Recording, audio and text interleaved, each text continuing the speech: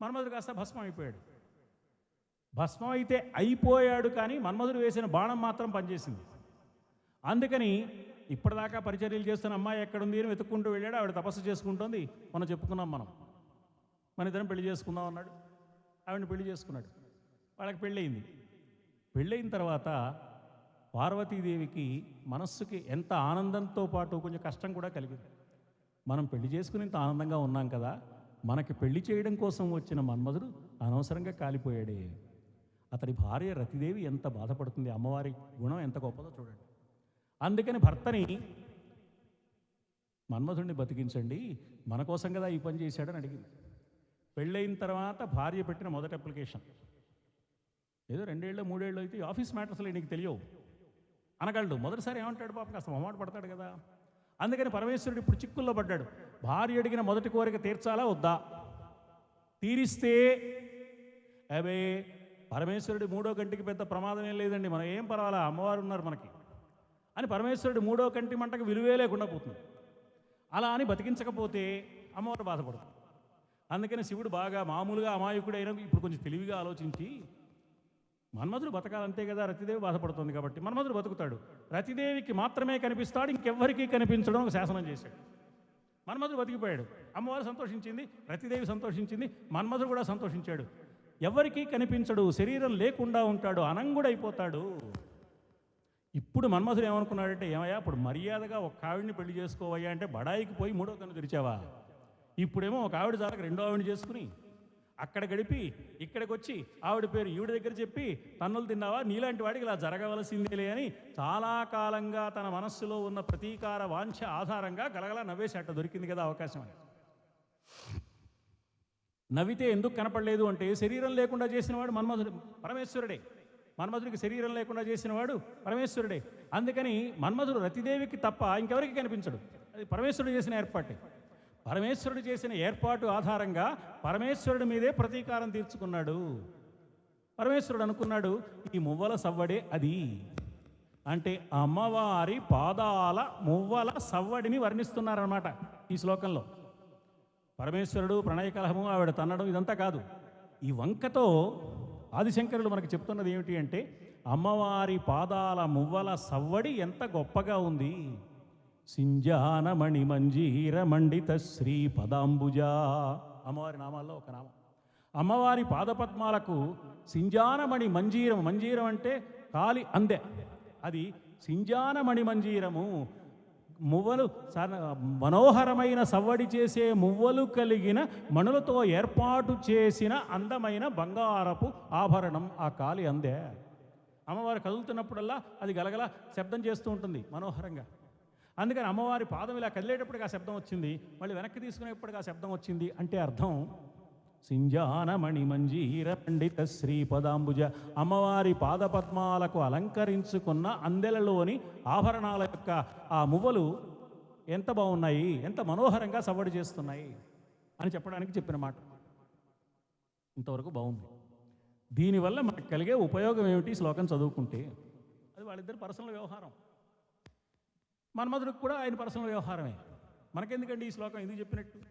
ఇదో సందేహం. రెండో సందేహం, సర్వసంగ పరిత్యాగి కదా శంకరుల వారు. ఎంత చిన్న వయసులో సన్యాసం తీసుకున్నాడు ఆయన, గృహస్థ జీవితం గడపలేదే అసలు.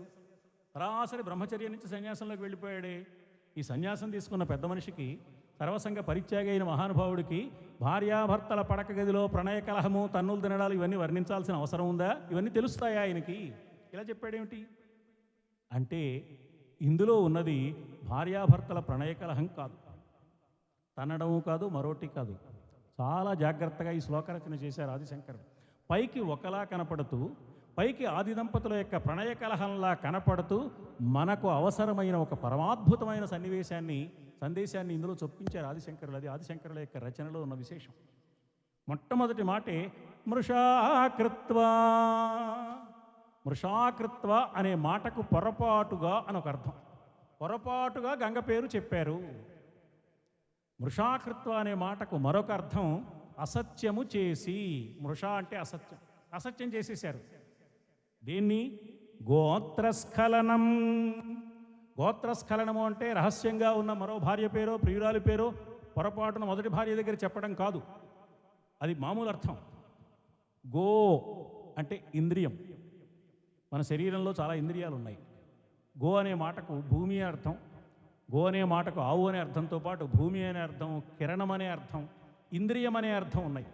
గోత్ర అంటే ఇంద్రియ నిగ్రహం. త్ర అంటే రక్షించేది, ఇంద్రియాన్ని రక్షించేది ఇంద్రియ నిగ్రహమే. గోత్రము అంటే ఇంద్రియ నిగ్రహం అన్నమాట.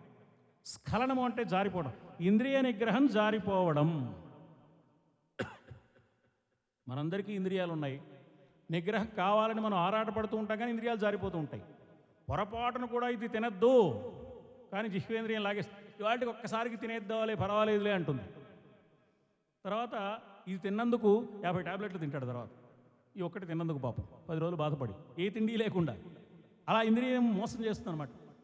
కానీ ఇంద్రియ నిగ్రహం జారిపోవడాన్ని మృషాకృత్వ అబద్ధం చేసి ఒక యోగ సాధకుడైన వాడు ఇంద్రియాలు ఎంత బలవంతంగా అతన్ని ఆకర్షిస్తున్నా కూడా ఇంద్రియ నిగ్రహాన్ని యోగ సాధన వల్ల అసత్యం నిలబెట్టుకుంటాడు. ఇంద్రియ నిగ్రహం జారిపోయే స్థితిని అసత్యం చేస్తాడు. అంటే ఇంద్రియ నిగ్రహం నిలబెట్టుకున్నవాడు అవుతాడు. అయితే అప్పుడు ఏమవుతుంది అంటే, ఈ శ్లోకంలో చెప్పిన మాట చరణ కమలే అన్నారు. పద్మం లాంటి అమ్మవారి పాదం, అమ్మవారి పాదం సుకుమారంగా ఉంది కాబట్టి పద్మం లాంటి పాదం అన్నారు. అంటూ లలాటే అన్నారు, నుదుటి భాగంలో. నిన్న మనం చెప్పుకున్నాం, వెన్నెముక యొక్క ప్రారంభ ప్రదేశంలో ఉన్న మూలాధారం పృథ్వీతత్వం, స్వాధిష్టాన మణిపూర అనాహత విశుద్ధి వరుసగా అక్కడి నుంచి నీరు, అగ్ని, వాయువు, ఆకాశతత్వాలు అంటే పంచభూతాలు అయిపోయాయి. ఆ పైన ఆజ్ఞాచక్రం, లలాట భాగంలో ఉన్న ఆజ్ఞాచక్రం మనస్తత్వం. అంటే ఆవిడ ఎక్కడ తన్నిందనమాట? శరీరంలో తనలా మనస్సు దగ్గర తన్నింది. మనస్సు దగ్గర తనడం ఏంటండి? మనస్సు కనపడుతుంది తనడానికి. అంటే అమ్మవారి పాదపద్మాలు ఇంద్రియ నిగ్రహాన్ని అదుపు చేసుకున్న యోగ సాధకుడైన వాడికి, ఇక్కడ శివుడు కాదు యోగ సాధకుడు, యోగ సాధకుడైన వాడికి ఆజ్ఞాచక్రం దగ్గర అమ్మవారి అడుగు పెట్టిన అనుభూతి కలుగుతుంది సుమా. మన్మధుడు అనే మాటకు అర్థం, మన్మధుడు అంటే మనస్సును మధించగా వచ్చినవాడు. మన్మధుడు రతికి తప్ప ఇంకెవ్వరికీ కనిపించడు అనే మాట చాలా గొప్ప మాట. పైకి కథలో చెప్పిన మాటలా కనిపిస్తోంది, కానీ రతి అంటే ఆసక్తి, మన్మధుడు అంటే అనుభూతి. ఏ అనుభూతి అయినా ఎవరికి కలుగుతుంది? అందులో ఆసక్తి ఉన్న వాళ్ళకే కలుగుతుంది. సంగీతం అంటే ఆసక్తి ఉంది, చక్కగా పాడుతుంటే మనం ఆనందిస్తాం. ఆసక్తి లేనివాడు అనుకోండి, ఏంట్రా ఇందాక నుంచి చూస్తున్నాం, ఎందరో మహానుభావులు 6 సార్లు అన్నాడు ఇప్పటికీ. రకరకాల గమకాల్లో అంటూ ఉంటాడు ఆయన, రాగం మారుస్తూ ఉంటాడు. సంగీతం వచ్చినవాడు అబ్బా భలే అన్నాడు, ఇంకో గమకం వేయి, భలే అన్నాడే, ఎంత బాగుంది అనుకుంటూ ఉంటాడు. అది రానివాడు తర్వాత పాదం మర్చిపోయాడే ఏమిటినా, 3 సార్లు ఇప్పటికి ఎందరో మహానుభావులు అన్నాడు, ఇంకో పావు గంట ఇప్పటికి 6 సార్లు అన్నాడే, ఇప్పటికి 10 సార్లు అన్నాడే, ఎందరో అంటాడు, ఒకసారి ఎందరో అంటాడు. ఏమిట్రా ఇది అనుకుంటూ ఉంటాడు వీడు. ఎందుకంటే వీడికి ఆసక్తి లేదు. ఆసక్తి లేని వాడికి అనుభూతి కలగదు. ఆసక్తి ఉంటేనే అనుభూతి. రతికి మాత్రమే మన్మధుడు కనిపిస్తాడు అంటే ఆసక్తి ఉంటేనే అనుభూతి కలుగుతుంది. ఎంతమందికి ఆసక్తి ఉంటే అంతమందికి అనుభూతి. ఖమ్మం వెళ్ళాను నేను, ఖమ్మంలో ప్రసంగాలకు మొట్టమొదటిసారి పిలిచాను చాలా ఏళ్ల క్రితం. నేను రానన్నాను. ఖమ్మం అంటే అంత మార్క్సిజము నాస్తికత్వం గొడవ కదండి, ఎందుకండి రామాయణాలు భారతాలు అంటే. కాదండి రండి అన్నాను. అంటే వెళ్ళాను. సరే ఒక 400-500 మంది వచ్చారు. ఆయన ఆ ధర్మకర్త గారు వచ్చి మీరు రావడానికి జంకేరు చూసారా ఎంతమంది వచ్చారో అన్నారు. నేను నవ్వుతూ అన్నాను, ఖమ్మంలో జనాభా ఎంతండి అన్నాను. అమ్మో ఖమ్మంలో జనాభా అంతా ఎక్కడికి ఇలా వస్తారండి, ఆసక్తి గల వాళ్ళు కొద్దిమందే వస్తారని. ఆసక్తి ఉంటేనే అనుభూతి. రామాయణం వినాలంటే రామాయణం పట్ల ఆసక్తి ఉండాలి, సౌందర్యలహరి వినాలంటే సౌందర్యలహరి పట్ల ఆసక్తి ఉండాలి, సంగీతం వినాలంటే సంగీతం పట్ల ఆసక్తి ఉండాలి. ఏ విషయంలో మనకి ఆసక్తి ఉంటే ఆ విషయంలోనే అనుభూతి. రతికి మాత్రమే మన్మధుడు కనిపిస్తాడు అంటే ఆసక్తి ఉన్నప్పుడే అనుభూతి కలుగుతుంది. పరమేశ్వరి సంసేవనం పట్ల ఆసక్తి కలిగి యోగ సాధన చేసి ప్రాణాయామ ధ్యానయోగ ప్రక్రియల ద్వారా ఇంద్రియాలను నిగ్రహించుకున్న యోగ సాధకుడైన వాడికి అమ్మవారి యొక్క దివ్యమైన పాదము ఆజ్ఞాచక్రం దగ్గరికి వస్తుంది సుమా. అందుకని లలాటం మీద తన్నింది అన్నారు. అంటే మనస్సుకి అనుభూతి కలుగుతుంది అని అర్థం అనమాట. ఆ అనుభూతి కలిగినప్పుడు ఎలా ఉంటుంది? మన్మధుడు నవ్వినట్టు ఉంటుంది. అంటే మనస్సు వికాసాన్ని పొందుతుంది. ఒక్కసారి ఆజ్ఞాచక్రం దగ్గరికి అమ్మవారు వస్తే దాని పేరే ఆజ్ఞాచక్రం. అంటే ఇక అమ్మవారి దర్శనం పొందడానికి కావలసిన ఆజ్ఞ పాస్పోర్ట్ లభించిందనమాట. ఇక చివరి ప్రయాణం ఆజ్ఞాచక్రం తర్వాత వెంటనే సహస్రార కమలమే. ఆజ్ఞాచక్రం దాటితే చాలు ఇంకా సహస్రార కమలం. అందుకని నెక్స్ట్ స్టెప్లో అమ్మవారి దర్శనానికి మంచి అవకాశం వచ్చేసిందనమాట. అయితే ఈ ఆజ్ఞాచక్రం దగ్గర ఒక చిన్న మెలికుంది. అప్పటి వరకు సాధన చేసి చేసి చేసి ఆజ్ఞాచక్రం దాకా కుండలిని శక్తిని తెప్పించుకోగలిగిన వాడికి, కుండలిని అనే పేరుతో ఉన్న అమ్మవారి పాదం ఆజ్ఞాచక్రం దగ్గర తగిలినట్లుగా అనుభూతి కలిగే స్థితి వచ్చిన వాడికి నేనింత గొప్పవాడిని అనే గర్వం వచ్చే ప్రమాదం ఉంది. అది వచ్చిందే పడిపోతాడు. అందుకే ఆజ్ఞాచక్రం వరకు చేరిన అమ్మవారిని గురించి వర్ణిస్తూ లలితా సహస్రనామ స్తోత్రంలో అతి గర్విత అని ఒక నామం. చాలా గర్వం కలిగిన తల్లి. అమ్మవారికి ఇంత గర్వం ఉందన్నమాట, మనకు కాస్త ఉంటే పర్వాలేదులే అనుకోకూడదు. అతి గర్విత అనే నామానికి అర్థం ఏమిటంటే, ఆజ్ఞాచక్రం వరకు యోగ సాధన విజయవంతంగా నిర్వహించుకున్న ఒకానొక సాధకుడైన వాడికి గర్వం వచ్చే ప్రమాదం ఉంది. అక్కడ జాగ్రత్తగా ఉండాలి సుమా. అక్కడ జాగ్రత్త పడకపోతే కింద పడిపోతాడు.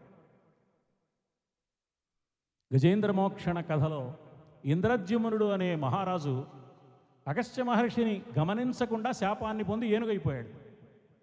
అవి కూడా సంకేతాలే.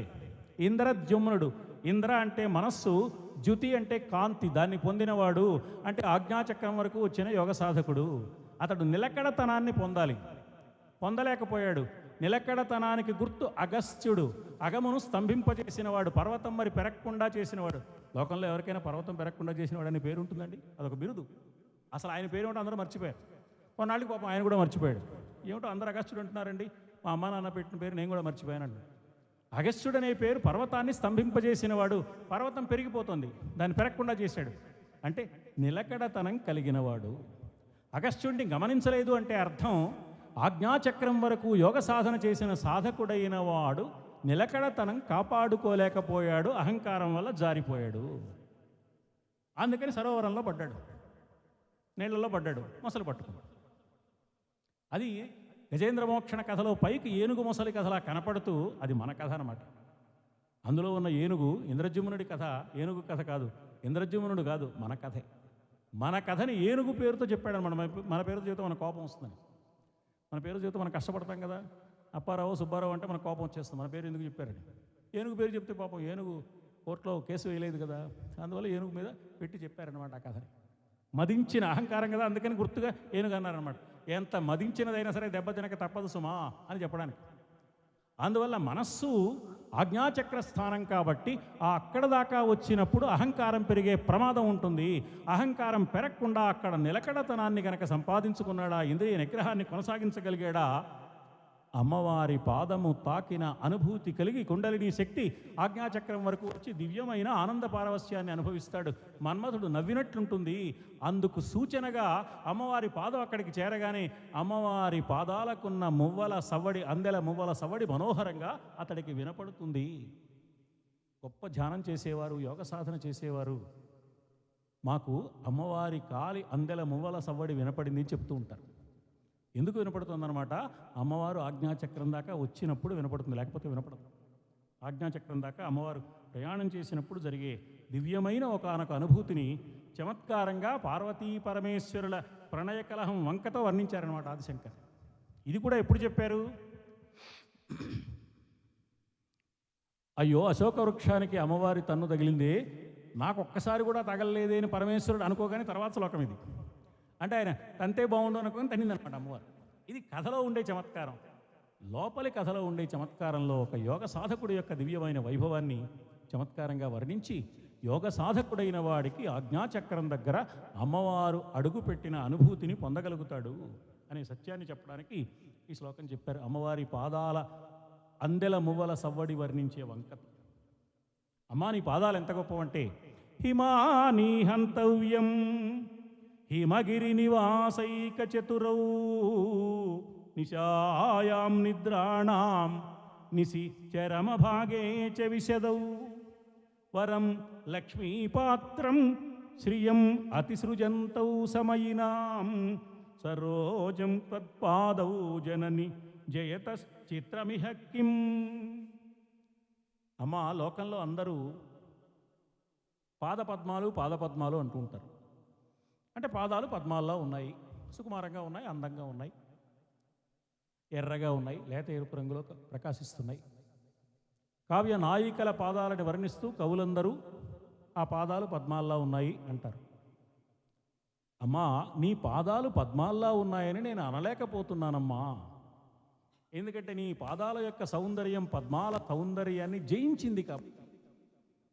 పదద్వయ ప్రభాజాల పరాకృత సరోరుహా, లలితా సహస్రనామ స్తోత్రంలో అమ్మవారి నామం. పదద్వయ ప్రభా, రెండు పాదాల యొక్క కాంతి చేత పరాకృత సరోరుహ, పద్మాల యొక్క సౌందర్య వైభవం పరాజయం అయిపోయింది. అలాంటి పాదాలు అమ్మవారివి. సరిగ్గా ఆ శ్లోకం ఆ నామం ఆధారంగా ఈ శ్లోకం రాసుకున్నారు ఆదిశంకర్.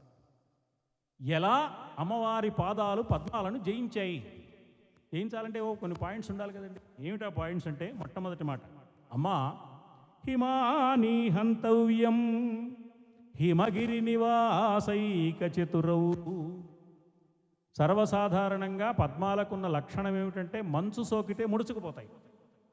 ఒకటి వేళ మాత్రమే పద్మాలు వికసిస్తాయి, రాత్రి వేళ మంచు కురిసినప్పుడు ముడుచుకుపోతాయి. కానీ అమ్మవారి పాదాలు మంచు సోకినా ముడుచుకుపోవు.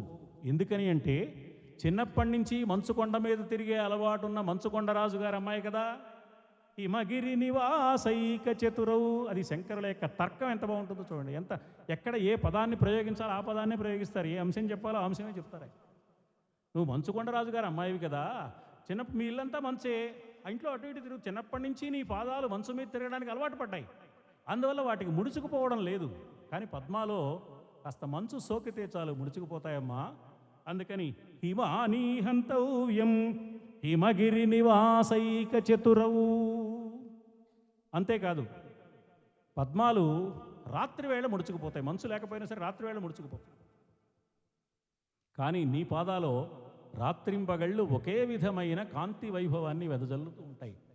నీ పాదాలకు రాత్రి పగలు తేడా లేదు. నిశాయాం నిద్రాణం నిశిచరమ భాగే చ విశదౌ. రాత్రి సమయంలో ముడుచుకుపోయే లక్షణం కలిగిన పద్మాలను రాత్రింబగళ్ళు ఒకే విధమైన దివ్యకాంతులు విరజిల్లే నీ పాదాలతో ఎలా పోల్చగలను?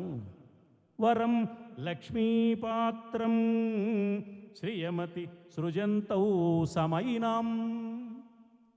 సమయాచార తత్పర అని అమ్మవారి నామాల్లో ఒక నామం. సమయాచారము అంటే సంప్రదాయ సిద్ధంగా అమ్మను ఎలా ఆరాధించాలో అలా ఆరాధిస్తూ మనస్సు నిలకడగా అమ్మ పైన పరిపూర్ణంగా ఉంచి, అలా ఆరాధిస్తున్న సమయంలో వచ్చే అనేక రకాల ఒడిదుడుకులు ఉన్నా కూడా నమ్మకం చెదిరిపోకుండా నిలబడి ఉంటే దాన్ని సమయాచారము అన్నారు. సమయినాం వరం లక్ష్మీపాత్రం. తాత్కాలికంగా ఒడిదుడుకులు వచ్చినట్టు కనిపిస్తున్నా కూడా ఈ ఒడిదుడుకులు కూడా అమ్మవారి దయే అని విశ్వసించి కొనసాగిన సాధకుడికి లక్ష్మీపాత్రం, కావలసిన సౌభాగ్యాన్ని, సంపదలను, సుఖాలను, భోగాలను, ఆనందాన్ని ప్రసాదించడానికి తగిన లక్షణం కలిగినవి నీ పాదాలు. ఎవరికైనా ఏమైనా ఇచ్చే లక్షణం పద్మాలకు ఎక్కడుందమ్మా? నీ పాదాలకు ఉందా లక్షణం. ఈ మూడు కారణాల వల్ల పద్మాలేమో మంచు కురిస్తే ముడుచుకుపోతాయి, రాత్రివేళ ముడుచుకుపోతాయి, ఎవరికి ఏమీ ఇవ్వలేవు. కానీ నీ పాదాలో మంచులో కూడా ముడుచుకుపోవు, మంచుకొండ మీదే పుట్టి పెరిగావు కాబట్టి. రాత్రివేళ కూడా అదే కాంతిని కలిగి ఉంటాయి. ఎవరికైనా ఏమైనా ఇవ్వడానికి సామర్థ్యం కలిగిన పాదాలు. ఈ మూడు కారణాలు నీ పాదాలకు ఉన్నాయి, ఈ మూడు లక్షణాలు పద్మాలకు లేవు. కాబట్టి పద్మాలు నీ పాదాల ముందు ఓడిపోతున్నాయి. నీ పాదాలు పద్మాలని జయిస్తున్నాయని చెప్పడం జయతశ్చిత్రమిహ కిం, అదేమైనా ఆశ్చర్యకరమైన విషయమా అమ్మ? సహజమైన విషయమే కదా అంటున్నారు. పదద్వయ ప్రభాజాల పరాకృత సరోరుహ అనే నామాన్ని ఆధారం చేసుకుని ఈ శ్లోకం చెప్పారు. ఆ తర్వాత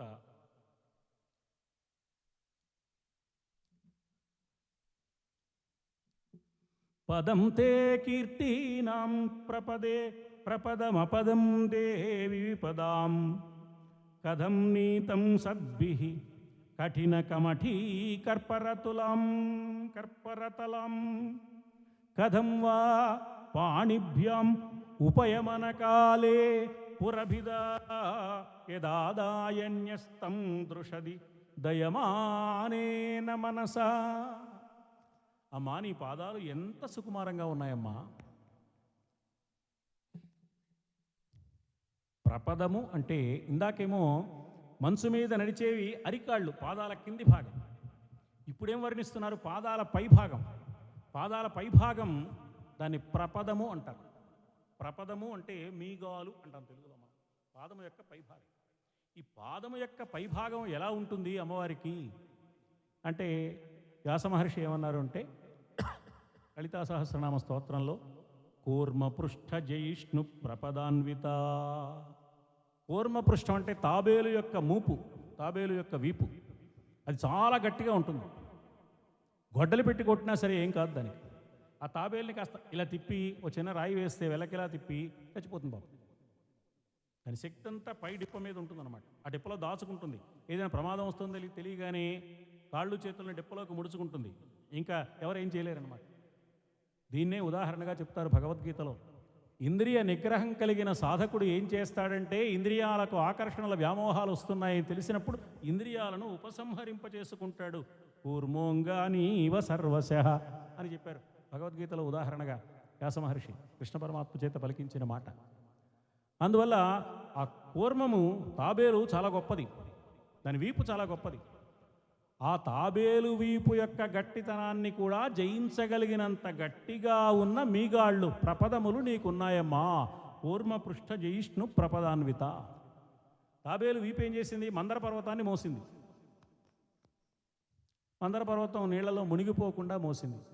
ఒక్క మందర పర్వతం మాత్రమే మునిగిపోకుండా మోసింది తాబేటి వీపు. కానీ నీ ప్రపదములు ఏం చేస్తున్నాయో తెలుసా? ఆ పాదాల పైభాగాలు వాటికి నమస్కరించిన సమస్త జీవరాశులు సంసార సాగరంలో మునిగిపోకుండా రక్షిస్తున్నావు కదా. ఇంతకాలంగా ఇన్ని కోటాను కోట్ల మందిని సంసార సాగరంలో మునిగిపోకుండా రక్షిస్తున్న నీ ప్రపదముల ముందు ఒక్క మందర పర్వతం ఆ ఒక్కసారి మునిగిపోకుండా రక్షించిన తాబేలు వీపు ఏమంత గొప్పది కనుక అది ఒక్కసారి ఒకళ్ళ విషయంలోనే చేసింది ఆ పని. కానీ నీ ప్రపదములో నిరంతరం కోటాను కోట్ల మంది విషయంలో చేస్తున్నాయి కాబట్టి నీ ప్రపదములు నిస్సందేహంగా కూర్మ పృష్ఠం కంటే తాబేటి వీపు కంటే నీ మీగాళ్ళు దృఢమైనవి, గొప్పవి. అందుకని తాబేటి వీపుని జయించగలిగిన ప్రపదములు కలిగిన తల్లి అన్నారు వ్యాసుల వారు. కూర్మ పృష్ఠ జయిష్ణు ప్రపదాన్విత అంటే అది ఆ నామానికి వివరణ ఈ శ్లోకం. పదం తే కీర్తీనాం ప్రపదం అపదం దేవి విపదాం. నీ పాదాలు ఎలాంటివి అంటే పైనున్న ప్రపదములు, ఆ మీగాళ్ళు ఎవరి ఆపదనైనా పోగొట్టగలిగినవి. ఒక మందర పర్వతమే కాదు, ప్రపంచంలో ఎవరికి ఆపద కలిగినా అమ్మవారి ఆ పాదాలంటే ప్రార్థిస్తే చాలు, అమ్మవారు వారి ఆపదను తొలగిస్తుంది. ఎంత గొప్పవి ఆ పాదాలు! అంత గొప్పవైన ఆ పాదాలు కథం నీతం సద్భి కఠిన కమఠీ కర్పరతలం. పైగా ప్రపదములకు తాబేటి వీపుకి చిన్న తేడా ఉంది. తాబేటి వీపు చాలా కఠినంగా ఉంటుంది. అమ్మవారి ప్రపదాలు సుకుమారంగా ఉంటాయి. సుకుమారంగా ఉంటూ ఎవరూ సంసార సాగరంలో మునిగిపోకుండా చేస్తున్నాయి. దృఢంగా ఉంటూ ఒక్క మందర పర్వతమే సంసార సాగరంలో మునిగిపోకుండా చేసేది కూర్మపృష్ఠం. కానీ మృదువుగా ఉంటూ తనకు నమస్కరించిన వారి ఎవ్వరికీ ఏ విధమైన కష్టము ఎన్నడూ కలగకుండా వారు సంసార సాగర వ్యామోహంలో పడిపోకుండా వారికి రక్షణ కల్పించే నీ పాదాలు ప్రపదములు ఎంత గొప్పవమ్మా. ఇలాంటి ప్రపదాలను ఆ తాబేటి వింపుతో ఎలా పోలుస్తామమ్మా? అది న్యాయంగా అనిపించట్లేదు నాకు. అయితే నాకు సందేహం ఏమిటంటే ఇంత సుకుమారంగా ఉన్నాయి కదా ప్రపదాలు. కథం వా పాణిభ్యాం ఉపయమనకాలే పురభిదా యదాదాయన్యస్తం దృషది దయమానేన మనసా. అమ్మా, నీకేదో భర్తనే గౌరవం ఉందేమో కానీ మాకు పరమేశ్వరుడి మీద కొంచెం కోపంగా ఉందమ్మా, కష్టం కలిగింది మాకు. ఎందుకంటే ఇంత సుకుమారమైన ఈ ప్రపదాలు తీసుకువెళ్ళి ఉపయమనకాలే అంటే వివాహం జరిగే సమయంలో పరమేశ్వరుడు ఏం చేశాడు అంటే దయమానేన దృషది న్యస్తం యత్ ఆదాయ. ఆ పాదాలు చేత్తో అలా తీసుకొచ్చి నెమ్మదిగా సన్నికల్లు మీద పెట్టాడు. సన్నికల్లు మీద కాలు పెట్టి తొక్కాలి వివాహం జరిగే సమయంలో. అది భర్త స్వయంగా పాదం తీసుకొచ్చి పెట్టి అక్కడ పెట్టాడనమాట. నీ భర్త పరమేశ్వరుడికి ఎంత దయలేదమ్మా, ఇంత సుకుమారమైన ఆ పాదాలు తీసుకొచ్చి సన్నికల్లు మీద పెట్టాడే, ఎంత దయలేకుండా ప్రవర్తించాడమ్మా. దృషది దయమానేన మనసా. ఎంత దయలేనివాడు దయగలిగినవాడుగా కనపడుతున్నాడు కదా లోకంలో. దయ కలిగిన పరమేశ్వరుడు ఈ పని చేయొచ్చా, ఇది మాకు చాలా కష్టంగా ఉందమ్మా అని చాలా చమత్కారంగా అమ్మవారి పాదాల యొక్క సౌకుమార్య వైభవాన్ని వర్ణించారు. పాదాల చివర వేళ్ళు, వేళ్ల చివర గోళ్ళు. గోళ్ళు ఎలా ఉన్నాయి? ఈ గోళ్లను వ్యాసుల వారు కూడా వర్ణించారు. నఖ దీధితి సంచన్న నమజ్జన తమో గుణ. నమజ్జనులు, నమస్కరించిన జనులకు తమోగుణ, తమస్సు అనే లక్షణాన్ని, చీకటిని, అజ్ఞానాన్ని, అహంకారాన్ని, దుర్మార్గాన్ని, అర్థం లేని కోరికల్ని, అనవసరమైన ఆందోళనలు, ఇవన్నీ తమోగుణం లక్షణాలు. అయిన దానికి కాందానికి కంగారు పడిపోతూ ఉండడం, కంగారు ముందు వస్తున్నాడు ప్రతిదానికి. అదేదో దేశంలోకి వెళ్ళిపోయే కంగారులని, కానీ మనకు మాత్రం ఎప్పుడూ ఉంటుంది అది. ఈ కంగారు పడడం, ఆందోళన పడడం, ఇవన్నీ తమోగుణం యొక్క లక్షణాలు. తమోగుణం ఏం చేస్తుందంటే రజోగుణాన్ని కూడా పిలుస్తుంది. పడినప్పుడేమో కంగారు పడిపోతాడు, లేనప్పుడు నన్ను మించిన వాళ్ళు లేడంటాడు. ఈ రెండు రజోగుణము తమోగుణము కలిసి చాలా ఇబ్బంది పెడుతూ ఉంటాయి మానవుల్ని. ఎంతో సాధన చేస్తే కానీ ఈ తమోగుణాన్ని రజోగుణాన్ని జయించడం సాధ్యం కాదు. మనం అమ్మవారిని ఏమని ప్రార్థించాలంటే నిరంతరం నాలోకి తమోగుణం రాకుండా చెయ్యి, వస్తే పోగొట్టు. నాలో రజోగుణం ప్రవేశించకుండా చెయ్యి, వస్తే తొలగించు. నిత్యము సత్వగుణంలో మేము నిలబడి రజస్తమో గుణాలను అదుపు చేసుకోగలిగిన స్థితిని ప్రసాదించమ్మా. ఇది మనం అడగాలి. మనం అర్చన చేస్తాం కానీ ఇది అడగం. మనం అడిగే వేరుగా ఉంటాయి, మన కోరికలు వేరుగా ఉంటాయి. అందుకని మనం ఇది అడగలేదు కదా, అడిగితే కదా అమ్మవారు ఇచ్చేది. అందుకని ఇది అడగవలసింది. ఇది అడిగితే కలిగే ఫలితం ఏమిటి అంటే నమజ్జన తమోగుణ నఖ దీధితి సంచన్న. అమ్మవారి పాదాల చివర ఉన్న గోళ్ల కాంతి, ఎవరి శిరస్సు అమ్మవారి పాదాల దగ్గర పెట్టి ఈ ప్రార్థన చేస్తారో వారి శిరస్సు లోపల నుంచి ఈ కాంతి లోపలికి వెళ్ళి అక్కడున్న అజ్ఞానం అనే చీకటిని సంచన్న దూరం చేసేస్తుంది, ఎగరగొట్టేస్తుంది. ఇంకా పటాపంచలైపోతుందన్నమాట అక్కడ అజ్ఞానం అనే చీకటికి అవకాశం ఉంది. ఆ మాట చెప్పారు వ్యాసుల వారు. శంకరుడు ఏమంటున్నారో చూద్దాం. నఖైః నాకస్త్రీణాం కరకమల సంకోచ శశిభిః తరుణాం దివ్యానాం హసతైవ తే చండి చరణౌ. అమ్మా, చరణౌ నీ పాదాలకున్న నఖైః గోళ్ల చేత, నాకస్త్రీణాం కరకమల సంకోచ శశిభిః దేవతా స్త్రీలందరూ వచ్చి, శచీదేవి, అగ్నిదేవుడి భార్య స్వాహాదేవి, ఇంద్రుడి భార్య శచీదేవి, వరుణుడి భార్య, యముడి భార్య, అష్టదిక్పాలకుల భార్యలందరూ, దేవతా స్త్రీలందరూ ప్రతిరోజు వచ్చి అమ్మవారికి నమస్కారం చేస్తున్నారు. నమస్కారం చేసేప్పుడు చేసే పని ఏమిటి? చేతులు జోడించటం, చేతులు ముకుళించటం.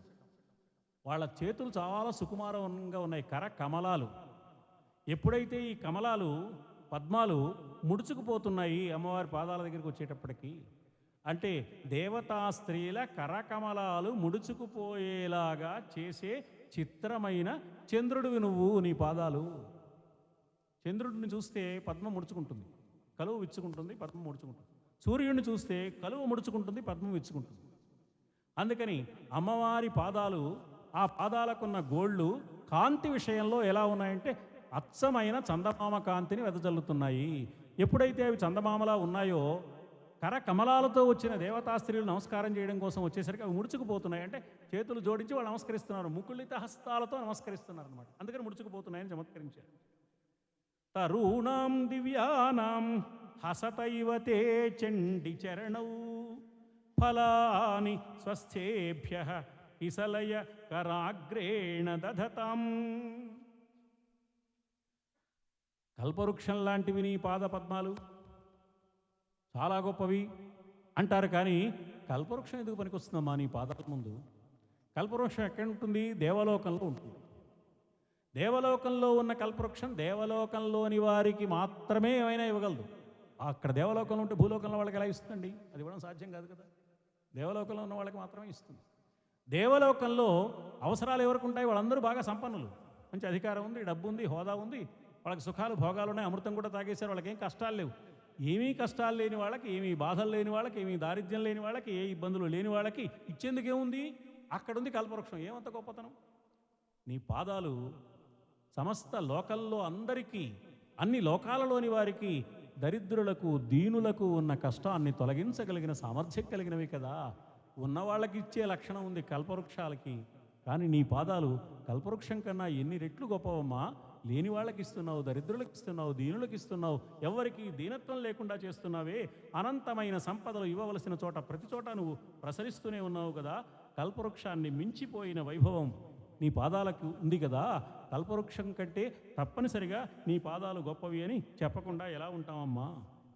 నీ పాదాల గోళ్ళు చంద్రకాంతితో ప్రకాశిస్తున్న కారణం చేత నీ పాదాలకు నమస్కరిస్తున్న శచీదేవి మొదలైన దేవకాంతలకు వారి చేతులు అనే పద్మాలు ముకుళించుకుపోతున్నాయి కదా. వాటంతటా అవే అంటే అమ్మవారి గోళ్ళు వాటి కాంతిని వర్ణించారు. అమ్మవారి పాదాల యొక్క వైభవాన్ని వర్ణించారు. అమ్మవారి పాదాలకు ఒక్క మారు నమస్కరిస్తే చాలు, మన దారిద్ర్యం తొలగిపోతుంది, మన దైన్యం తొలగిపోతుంది, ధైర్యం కలుగుతుంది, ఆనందం కలుగుతుంది, ప్రశాంతత కలుగుతుంది. అమ్మవారి పాదాలకు మనం నమస్కరించాలి. నమో వాకం బ్రూమః నయన రమణీయాయ పదయో అని ప్రారంభించారు. నమో వాకం అంటే నమస్కరిస్తున్నాను అని నోటితో అనడం.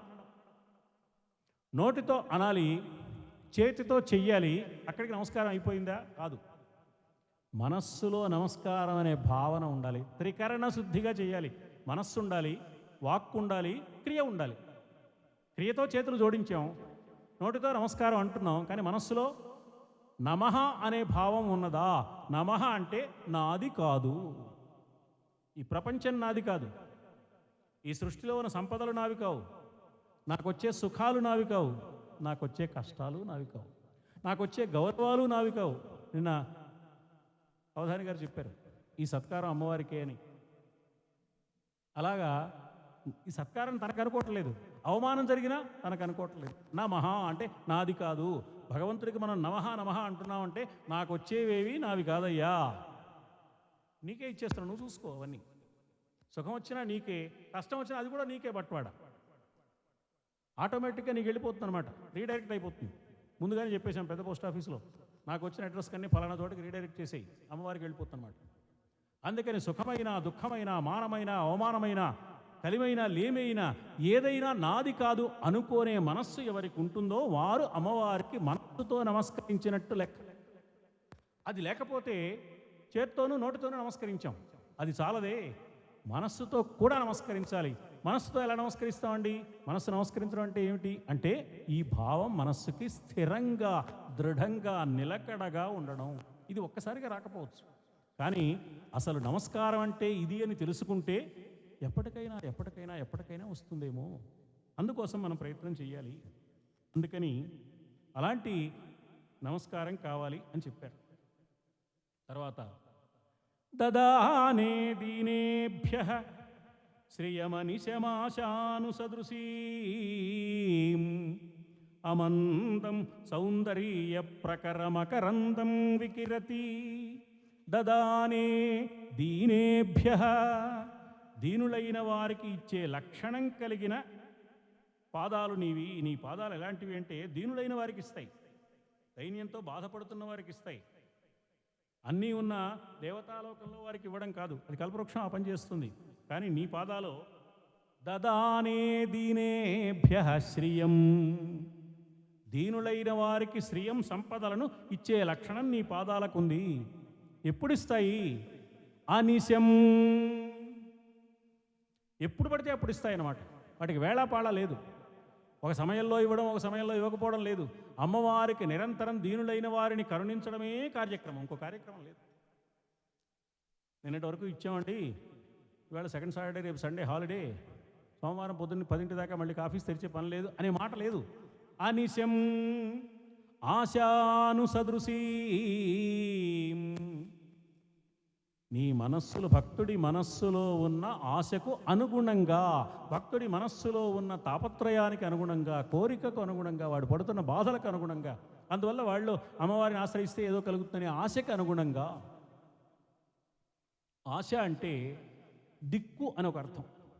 ఆశాను సదృశీం అంటే దిక్కుల చివరల వరకు ఉన్న ఎంతమంది ప్రాణులకైనా, సమస్త సృష్టిలో ఉన్న సకల ప్రాణులకు దదానే ఇచ్చే లక్షణం ఉంది. అమ్మవారు ఇవ్వవలసిందే. దేవేంద్రుడికైనా సరే, దేవేంద్రుడిది నా సొంతం అనుకోవడానికి వీలేదు. అమ్మవారు ఇస్తేనే. ఎవరు ఏ పదవిని సంపాదించినా, ఏ అధికారాన్ని సంపాదించినా అమ్మవారి దయ వల్ల మాత్రమే వచ్చింది. లలితా సహస్రనామ స్తోత్రంలో రాజపీఠ నివేశిత నిజాశ్రిత, నిజాశ్రిత తనను నమస్కరించి తన యందు అపారమైన భక్తి కలిగి తనను ఆశ్రయించిన వారికి రాజ్పీఠంలో నివేశిత కూర్చోబెడుతుంది అమ్మ. అమ్మ అనుగ్రహం పొందితేనే పదవులు అధికారాలు కూడా వస్తాయి. అందుకని దదానే దీనేభ్య, అతి దీనులైన వారికి నిరంతరము దిక్కుల చివరల దాకా ఉండే ఏ దీనులకైనా సరే వారి వారి కోరికలకు తగినట్లుగా సంపదలను, సౌభాగ్యాలను, వైభవాలను, సుఖాలను, భోగాలను ప్రసాదించే పాదాలు నీవి. అవి ఎలా ఉన్నాయి? అమందం సౌందర్య ప్రకర మకరందం వికిరతి. వికిరతి అంటే వెదజల్లుతున్నాయి. ఏం వెదజల్లుతున్నాయి? అమందం సౌందర్య ప్రకర మకరందం. పద్మాల్లో మకరందం ఉంటుంది. ఆ మకరందాన్ని వెదజల్లుతున్నాయి. పద్మాల వంటి నీ పాదాలు మిగతా పద్మాలు చెయ్యలేని పని ఏం చేస్తున్నాయి అంటే అపారమైన సౌందర్యాన్ని, సౌభాగ్యాన్ని, వైభవాన్ని నిరంతరము అలా వెదజల్లుతున్నాయి, మకరందం వెదజల్లినట్లుగా. తవాస్మిన్ మందారస్తబక సుభగే యాతు చరణే. మందారము అంటే అక్కడ కల్పవృక్షం అని. మందారము అంటే కల్పవృక్ష జాతిలో ఒక జాతికి మందారం అని పేరు. ఇక్కడ కల్పవృక్షం. తవాస్మిన్ మందారస్తబక సుభగే యాతు చరణే. నీ పాదాలు ఒక పద్మము, ఒక పుష్పంతో పోల్చడానికి వీలైనవి కావు. అనేక రకాల, అన్ని రకాల కల్పవృక్షాలు కలిపి ఆ కల్పవృక్షాలలోని పుష్పాలన్నిటితో ఒక పుష్పగుచ్ఛం ఏర్పాటు చేస్తే ఆ పుష్పగుచ్ఛం ఎటువంటిదో నీ పాదాలు అటువంటివి. అందుకని అన్ని రకాల కల్పవృక్షాల పుష్పాలలోని మకరందాన్ని వెదజల్లుతూ ఉంటాయి అవి. నిమజ్జన్మజ్జీవ కరణచరణై షట్చరణతాం. నాకు ఒక కోరిక ఉందమ్మా. ఏమిటంటే నా మనస్సు ఊరికి అటు ఇటు పరిగెడుతుంది అనవసరంగా. అలా కాకుండా ఇంత గొప్పవైన నీ పాదపద్మాల మీద ఎప్పుడు నా మనస్సు అనే తుమ్మెద అలా వాలి ఉండే విధంగా ఉండే స్థితిని నాకు ప్రసాదించమ్మా. నిమజ్జన్మజ్జీవ, ఆ మకరందరస ప్రవాహంలో మునిగిపోవాలి నేను. నీ దయ అనే మకరందరస ప్రవాహంలో అలా మునిగిపోయి ఉండేట్టుగా, అందులో పడిపోయేట్టుగా ఉండాలి ఈ తుమ్మెద. షట్చరణతాం, 6 కాళ్ళు కలిగింది తుమ్మెద. అందుకని ఈ తుమ్మెదకు షట్చరణ అని పేరు. షట్పది, షట్చరణ అంటే తుమ్మెద. తుమ్మెదకు 6 కాళ్ళు. 6 కాళ్ళు ఉన్న జంతువు ఒకే ఒక్క జంతువు తుమ్మెద. చిత్రమైన లక్షణం అది. అరుణాసురుడు అని ఒక రాక్షసుడు ఉన్నాడు. వాడు గొప్ప తపస్సు చేశాడు. చేసి 2 కాళ్ళున్న ప్రాణుల వల్ల, 4 కాళ్ళున్న ప్రాణుల వల్ల నేను చావకూడదని వరం కోరుకున్నాడు. అప్పుడు అమ్మవారు కోటాను కోట్ల తుమ్మెదలు సృష్టించి అతన్ని సంహరింపజేసింది. దేవీ భాగవతంలోని కథ అది. ఎందుకని? వాడు 2 కాళ్ళు 4 కాళ్ళ వరకే ఆలోచించాడు. 6 కాళ్ళు కలిగింది తుమ్మెద.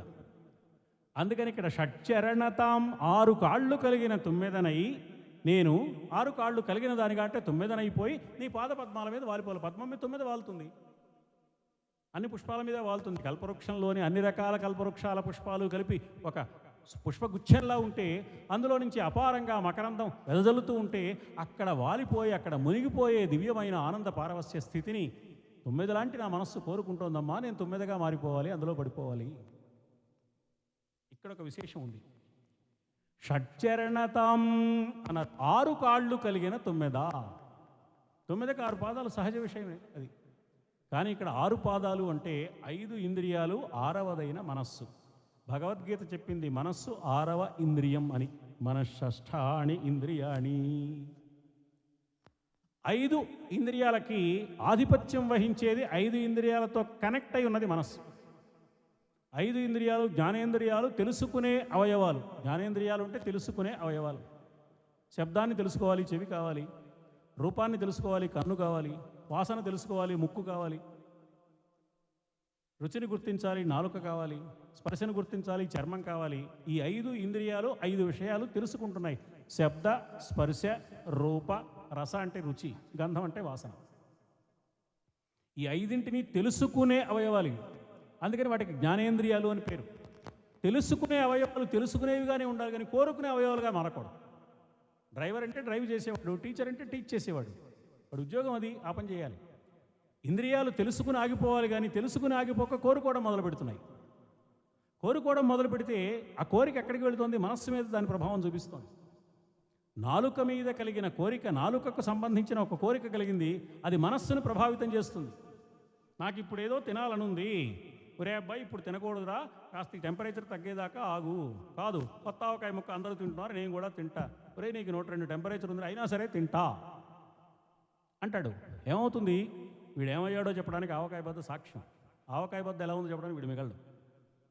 ఇప్పుడు ఇంద్రియం నిన్ను లాగినా కూడా మనస్సు అదుపు చేయాలి, కానీ ఏం చేస్తుంది? మనస్సు కూడా దాంతో కలిసిపోతుంది. అప్పుడు 5 ఇంద్రియాలు, 6వది మనస్సు. అంటే ఇంద్రియాలు మాత్రమే అదుపులోకి వస్తే చాలదు, మనస్సు కూడా రావాలి. 5 ఇంద్రియాలు మనస్సుతో కలిసిన 6 కాళ్ళు కలిగిన తుమ్మెదలాగా నేను మారిపోవాలి అంటే నా 5 ఇంద్రియాలు, నా మనస్సు నీ పాద పద్మాల మకరందరస ప్రవాహంలో మునిగి తేలే స్థితిని ప్రసాదించమ్మా. నీ పాదాలు వదలకుండా వాటినే ఆశ్రయించి అనుసరించే స్థితి నాకు కావాలి, అది ప్రసాదించు తల్లి అని ప్రార్థిస్తున్నా. ఆ తరువాత 91వ శ్లోకంలో ఈనాటి ప్రసంగంలో ఇది మనం చిట్టచివరి శ్లోకంగా భావిస్తున్నాం. పదన్యాస క్రీడా పరిచయమివారబ్ధు మనసః స్ఖలంతస్తే ఖేలం భవన కలహంసా న జహతి అతః తేషాం శిక్షాం సుభగమణి మంజీరరణితచ్చలాత్ ఆచక్షాణం చరణకమలం చారుచరితే. అమ్మవారిని ఏమని సంబోధించారు ఈ శ్లోకంలో? చారు చరితే. చారు అంటే అందమైన, చరిత అంటే నడవడిక కలిగిన తల్లి. అందమైన నడక ఉంటే చాలదు, అందమైన నడవడిక కూడా ఉండాలి. అమ్మవారికి అందమైన నడక ఉంది, అందమైన నడవడిక ఉంది. అందుకని చారు చరితే, అందమైన నడక, అందమైన నడవడిక కలిగిన ఓ తల్లి, నువ్వు అలా నడుస్తున్నావమ్మా. పదన్యాస క్రీడా, నువ్వు నడుస్తుంటే ఎలా ఉంది అంటే, ఆహా అమ్మవారి నడక ఎంత బాగుంది, ఎంత అందంగా ఉంది, నడక నాట్యంలా ఉంది, అసలు ఇలా ఎవరు నడవలేరే. అమ్మవారి నడకలో ఎంత హుందాతనం ఉంది, ఎంత వయ్యారం ఉంది, ఎంత రాచటీవి ఉంది, ఎంత అద్భుతంగా నడుస్తోంది అమ్మవారని అమ్మవారు అటు ఇటు పచారులు చేస్తూ ఉంటే చూసిన వాళ్ళు అనుకున్నారు. ఎవరు చూశారు అంటే, మనం కుక్కల్ని పిల్లుల్ని పెంచుకున్నట్టుగా, కోళ్ళని పావురాల్ని పెంచుకున్నట్టుగా అమ్మవారు రాజహంసల్ని పెంచుకుంది. అమ్మవారు ఇలాంటి మామూలు వాటిని పెంచుకోవాలి, రాజహంసల్ని పెంచుకుంది. ఆ రాజహంసలు కూడా మగ రాజహంసలు కాదు, ఆడు రాజహంసలు. అందుకని వాటిని హంసి అంటారు. ఆ ఆడు రాజహంసలు కూడా చాలా చిన్న పిల్లలు, అందుకని హంసిక అంటారు. క అనేది ఎప్పుడు చేరుతుందంటే చిన్నదైనప్పుడు చేరుతుంది. కథ అంటే పెద్దది, కథానిక అంటే చిన్న కథ, గీతము అంటే పెద్దది, గీతిక అంటే చిన్న గీతం, చిన్న పాట అనమాట, తొందరగా అయిపోయే పాట. కా ఎప్పుడు చేరుతుందంటే చిన్నదైనప్పుడు చేరుతుంది అనమాట. హంసిక అంటే చిన్న హంస, ఆడు హంస, చిన్న పిల్ల అనమాట పాపం, ఇప్పుడిప్పుడే ఊహ తెలుస్తోంది. అవన్నీ అటు ఇటు ఉన్నాయి. అమ్మవారి దర్బారంతా, ఆ ప్రాంగణం అంతా ఉన్నాయి. అమ్మవారు రాచ టీవీతో నడుస్తోంది తన క్యారిడార్లో. చూసేవి, బా ఎంత బాగుందిరా, ఎప్పటికైనా నడిస్తే ఇలా నడవాలి, అమ్మవారిలాగా నడవాలి. ఎందుకు ఈ మాట అన్నారంటే శంకరులు, వ్యాసుల వారు అమ్మవారి నడుక ఆడు రాజహంసల నడకవలే అందంగా మెల్లగా ఉంటుంది అన్నారు. మరాళి మందగమన, మరాళి అంటే ఆడు హంస, ఆడు హంసల నడకల వంటి మెల్లని అందమైన నడకలు కలిగిన తల్లి. శంకరులకు నచ్చల. వ్యాసుల వారు మీరు కాసేపాగా అసలు సంగతి నేను చెబుతాను. అమ్మవారి నడకలు హంసల నడకల్లా ఉండడం కాదయ్యా, అసలు హంసల అందమైన నడక అమ్మవారిని చూసే నేర్చుకున్నాయి అని చెప్తున్నారనమాట ఆయన. అందుకని ఏమంటున్నారు, అమ్మవారి ప్రసాదంలో ఉన్న ఆడు రాజహంసికలు ఏం చేస్తున్నాయంటే అమ్మవారు నడుస్తుంటే చూస్తున్నాయి. పదన్యాస క్రీడా పరిచయమివ ఆరబ్ధు మనసః, ఆ నడకల్ని పరిచయం చేసుకుని అనుసరించాలనే మనస్సు కలిగినవై ప్రయత్నిస్తున్నాయి. ఎవరిలాగా వాళ్ళు నడిస్తే మంచిది, ఇంకోళ్ళలాగా మనం నడిచామనుకోండి పడిపోతాం, ప్రమాదం. మనిషిని పోలిన మనిషి ఎలా ఉండడో ప్రపంచం మొత్తంలో 5 మనుషులు ఒకేలా ఉంటారట. వేలిముద్రలు కూడా పొరపాటున ఒకళ్ళవి మరొకళ్ళ వేలిముద్రలా ఉండొచ్చు, కానీ అందుకని వాళ్ళ కంటిని తీస్తున్నారు. అది ఒకలా ఉండదు. అదైనా ఒకలా ఉండొచ్చేమో, కానీ నడక ఖచ్చితంగా ఎవరి నడక వాళ్ళది. ఒకళ్ళలాగా ఇంకోళ్ళ నడక ఉండదు. అందుకని ఎవరిలాగా వాళ్ళు నడవాలి. అప్పుడు నడక హాయిగా సాగుతుంది. అలా కాకుండా ఎవరో బాగా నడుస్తున్నారని అలా మనం నడిచే ప్రయత్నం చేస్తే పడిపోతాం. అప్పుడు నడక ఉండదు, పడకే ఉంటుంది. అది ప్రమాదం. అందుకని పాపం ఈ ఆడు రాజహంసికలు చిన్నపిల్లలు కదా, వీటికి అనుకరించాలనే సరదా తప్ప సామర్థ్యం ఎక్కడ ఉంటుంది? అమ్మలాగా నడుద్దామని ప్రయత్నించి పడిపోతున్నాయి, జారి పడిపోతున్నాయి, దెబ్బ తగులుతోంది, దులుపుకుంటున్నాయి. చిన్నపిల్లల పట్టుదల అనమాట. మళ్ళీ నేర్చుకుంటామని మళ్ళీ ప్రయత్నిస్తున్నాయి. అమ్మవారు చూసింది. మనమైతే ఏమంటాం? మనకు సంబంధించిన వాళ్ళు ఎవరైనా, మన పని వాళ్ళు కానీ మరొకళ్ళు కానీ మనలాగా మాట్లాడడానికో మనలాగా చేయడానికో ప్రయత్నిస్తే, పిచ్చి వేషాలు, నన్ను ఇమిటేట్ చేస్తావు నువ్వు, ఎంత జీతం రాసుకోవచ్చు, ఎప్పటి నుంచి రాక్కర్లేదు అని ఉద్యోగం నుంచి తీసేస్తాం. కానీ అమ్మవారు అలా కాదు. అయ్యో, నేను ముద్దుగా పెంచుకుంటున్న రాజహంసికలు కదా, నా నడకలు అనుకరించాలని ఆరాటపడుతున్నాయి కదా, పాపం అనుకరించడం చేతకాక పడిపోతున్నాయి కదా. స్ఖలంతస్తే ఖేలం భవన కలహంస నజహతి. పడిపోతున్నాయి కానీ ఆ ప్రయత్నం మానటం లేదు. అమ్మవారికి జాలి కలిగింది. అందుకని అమ్మవారు బాగా ఆలోచించి తేషాం శిక్షాం, నా నడకలను అనుకరించాలని ప్రయత్నం చేస్తున్న ఈ ఆడు రాజహంసికలు అనుకరించడానికి నేను ఏదైనా ఉపాయం చూడాలి, వాటికి అనుకరించే సౌకర్యం కలిగించాలి. ఎప్పుడు అనుకరించడం సాధ్యమవుతుందంటే, ఒక లయబద్ధంగా అడుగులు వేస్తున్నప్పుడు ఒక సంగీతం కనుక వెలువడితే ఆ సంగీతం ఆధారంగా నేర్చుకోవడానికి అవకాశం ఉంటుంది. నాట్యం నేర్చుకునేవాళ్ళు ప్రారంభంలో మొట్టమొదటిసారి బాలా గోపాల అని తరంగాలు పాడితే నాట్యం చేసేయలేరు. కృష్ణం కలయసఖి సుందరం అంటే వీళ్ళ కుదరదు, పడిపోతారు. అందుకని మొట్టమొదటి ముందు అడుగులు అలా లయబద్ధంగా వేయడం నేర్పుతారు. తక్కిట తక్కిట తక్కిట తక్కిట, దీన్ని నట్టు వాంగా ఉంటారు. మొదట ఒక లయబద్ధంగా ఉండే శబ్దం చేస్తూ క్రమంగా లయతాళానికి అనుగుణంగా పాదాలను కదిలించే నేర్పరితనాన్ని సంపాదించుకుంటారు. అందుకని చిన్న శబ్దం చేస్తారనమాట. అమ్మవారు ఏం చేసిందంటే, నా నడకలని అనుకరించాలని పాపం ఈ హంసికలు ఆరాటపడుతున్నాయి కదా, ఇవి అనుకరించడానికి వీలుగా శబ్దం ఏదైనా వస్తే బాగుంటుంది కదా నేను నడుస్తున్నప్పుడు అని మనోహరమైన సవ్వడి చేసే చిరుమువ్వలు కలిగిన అందెలు ధరించింది. వాటి కోసం, హంసికలను రక్షించడం కోసం. తేషాం శిక్షాం, వాటికి నేర్పడానికి సుభగమణి మంజీర రణితత్. రణితత్ అంటే శబ్దం చేసేటటువంటి, మనోహరంగా సవ్వడి చేసి, చలాత్ ఆచక్షాణం చరణకమలం చారు చరితే. అందుకని నీ నడవడిక గొప్పదమ్మా. నీ నడక ఎంత గొప్పదో నీ నడవడిక కూడా అంతే గొప్పదమ్మా. నీ నడకలను అనుకరించడానికి ఆడుహంసికలకు అవకాశం కలిగించడం కోసం కదా మనోహరమైన మువ్వలు కలిగిన అందెలు ధరించావు నువ్వు. ఇది అమ్మవారికి, అమ్మవారి పెంపుడు రాజహంసలకి సంబంధించిన వ్యవహారం. మనకెందుకండి ఇది? దీంతో మనకేం పని అంటే, అక్కడుంది శంకరుల గొప్పతనం. శంకరుల వారు ఈ శ్లోకంలో అమ్మవారి నడకలని అనుకరించేవారు ఎవరు? హంసలు. మనం అందరం కూడా హంసలమే. మనం హంసలమని మనకు తెలియదు. మనం హంసలమని తెలియక మనం హింసా కార్యక్రమాలు చేస్తూ ఉంటాం.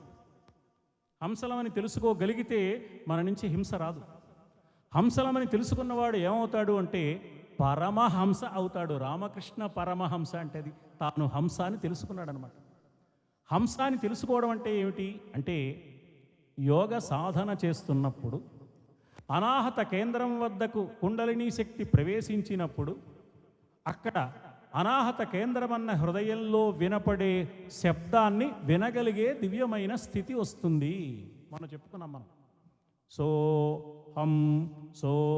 హం గాలిని పీల్చేటప్పుడు సో,